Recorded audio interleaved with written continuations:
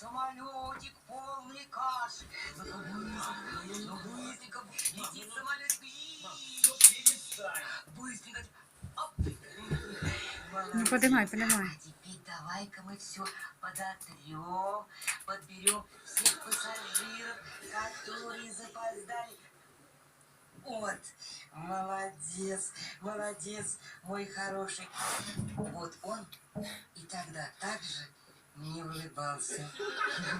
Подождите-ка, а где был Леня, когда вы вот так кормили маленького Костю? Откуда я знаю?